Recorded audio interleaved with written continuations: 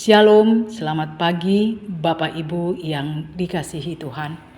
Kita patut bersyukur kalau pada pagi hari ini kita boleh dipertemukan kembali dalam Renungan Harian Toraya edisi Jumat 6 Maret 2026. Sebelum kita memulai aktivitas kita sepanjang hari ini, kita akan mendasari dengan membaca firman kebenaran Tuhan. Namun sebelumnya kita satu di dalam doa. Kita berdoa. Allah Bapa kami yang bertahta dalam kerajaan sorga, Allah yang kami sembah di dalam nama anak-Mu Yesus Kristus, kepadamu pada pagi hari ini kami datang tunduk di hadapan-Mu dengan segala kerendahan hati kami. Kami bersyukur berterima kasih kepadamu Bapa buat segala kasih setia Tuhan, penyertaan dan perlindungan Tuhan yang terus Tuhan nyatakan dalam kehidupan kami sampai saat ini. Sehingga Tuhan Engkau boleh bangunkan kembali kami dengan iman yang baru, kekuatan yang baru. Untuk kembali kami memulai segala tugas tanggung jawab kami masing-masing. Dan pada saat ini Tuhan, sebelum kami mulai aktivitas kami masing-masing, kami akan membaca, mendengar, merenungkan firman kebenaran-Mu. Kiranya Tuhan memberkati kami, buka hati pikiran kami. Biarkan hati pikiran kami tertuju kepadamu pada saat ini. Terlebih Bapa akan firman-Mu. Berikan kami kemampuan bahkan hikmat-Mu, agar kami boleh mampu memahami, mengerti apa maksud isi firman kebenaran-Mu. Ampuni segala dosa dan kesalahan Tuhan yang kami lakukan dalam sepanjang kehidupan kami. Berfirmanlah Tuhan, kami siap membaca firman kebenaran-Mu di dalam nama Tuhan Yesus. Haleluya. Amin. Pembacaan kita pada pagi hari ini diambil dari Efesus 2 ayat 11 sampai dengan ayat yang ke-22. Firman Tuhan dipersatukan di dalam Kristus. Karena itu ingatlah bahwa dahulu kamu sebagai orang-orang bukan Yahudi menurut daging yang disebut orang-orang tak bersunat. Oleh mereka yang menamakan dirinya sunat, yaitu sunat lahiriah yang dikerjakan oleh tangan manusia.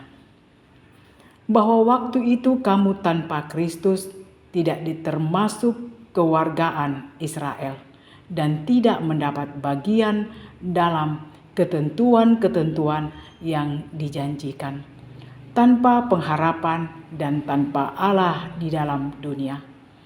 Tetapi sekarang di dalam Kristus Yesus, kamu yang dahulu jauh sudah menjadi dekat oleh darah Kristus, karena Dialah damai sejahtera kita yang telah mempersatukan kedua pihak, yang telah merubuhkan tembok pemisah, yaitu perseteruan, sebab dengan matinya sebagai manusia Ia telah membatalkan hukum Taurat dengan segala perintah dan ketentuannya, untuk menciptakan keduanya menjadi satu manusia baru di dalam dirinya, dan dengan itu mengadakan damai sejahtera, dan untuk memperdamaikan keduanya di dalam satu tubuh dengan Allah oleh salib, dengan melenyapkan perseteruan pada salib itu. Ia datang dan memberitakan damai sejahtera kepada kamu yang jauh dan damai sejahtera kepada mereka yang dekat. Karena oleh Dia kita kedua pihak dalam satu roh beroleh jalan masuk kepada Bapa. Demikianlah kamu bukan lagi orang asing dan pendatang, melainkan kawan sewarga dari orang-orang kudus dan anggota-anggota keluarga Allah, yang dibangun di atas dasar para rasul dan para nabi, dengan Kristus Yesus sebagai batu penjuru. Di dalam Dia tumbuh seluruh bangunan, rapi tersusun menjadi bait Allah yang kudus di dalam Tuhan. Di dalam Dia kamu juga turut dibangunkan menjadi tempat kedamaian Allah di dalam roh. Demikian firman Tuhan. Kita mendengarkan renungan Dalam tatanan sosial kemasyarakatan, ada yang disebut dengan struktur kemasyarakatan, baik tradisional maupun modern. Pada prinsipnya semua itu baik adanya, karena berbicara tentang fungsi dan saling memperhatikan. Namun dalam praktiknya hari-hari ini, tampaknya struktur itu telah menjadi tembok pemisah di dalam masyarakat yang menyebabkan ketidakadilan, penindasan, dan ketidaksewenang-wenangan. Hal itu juga telah terjadi pada zaman Rasul Paulus di Efesus. Terjadi pengkotak-kotakan antara orang Yahudi yang bersunat dan mereka yang tidak bersunat.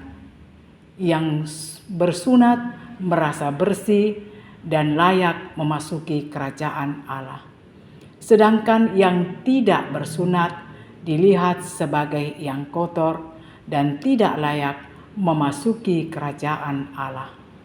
Pada bagian ini ada tembok pemisah yang cukup kuat antara orang bersunat dan yang tidak bersunat, yang mengakibatkan ketidakadilan, penindasan, dan bahkan perampasan hak-hak kemanusiaan. Melihat itu, Paulus menegaskan bahwa di dalam Tuhan tidak ada perbedaan antara orang-orang yang bersunat dan yang tidak bersunat. Peristiwa kematian dan kebangkitan Yesus menjadi penanda bahwa tembok pemisah yang menyebabkan ketidakadilan dan penindasan itu telah dirobohkan dan mendapat pemulihan serta pembaharuan dalam Kristus. Artinya kematian dan kebangkitannya menjadikan semua orang menjadi satu di dalam Dia. Kasih Tuhan telah dinyatakan kepada semua orang dan semua golongan tanpa membeda-bedakan. Ia mengundang semua orang untuk masuk ke dalam persekutuan sebagai keluarga Allah. Di dalam persekutuan itu tidak ada lagi orang asing dan pendatang. Tidak ada lagi yang jauh dan tidak ada lagi tembok pemisah, melainkan semua sudah didekatkan kepada Allah melalui darah Yesus Kristus. Amin. Mari kita kembali satu di dalam doa. Segala puji dan syukur Tuhan kami terus naikkan kepadamu.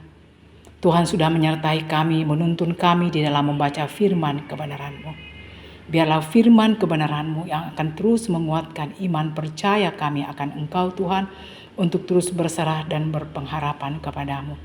Firman-Mu yang akan selalu menjadi benteng, menjadi pondasi, menjadi kekuatan, menjadi penuntun dalam setiap langkah kehidupan kami. Terlebih dalam sepanjang aktivitas yang kami akan lalui sepanjang hari ini. Terima kasih buat firman kebenaran-Mu Tuhan. Dan dalam nama Tuhan Yesus adalah Tuhan dan Juru Selamat kami yang hidup. Haleluya. Amin. Demikian renungan kita pada pagi hari ini. Selamat pagi. Selamat beraktivitas, Tuhan Yesus memberkati kita. Amin.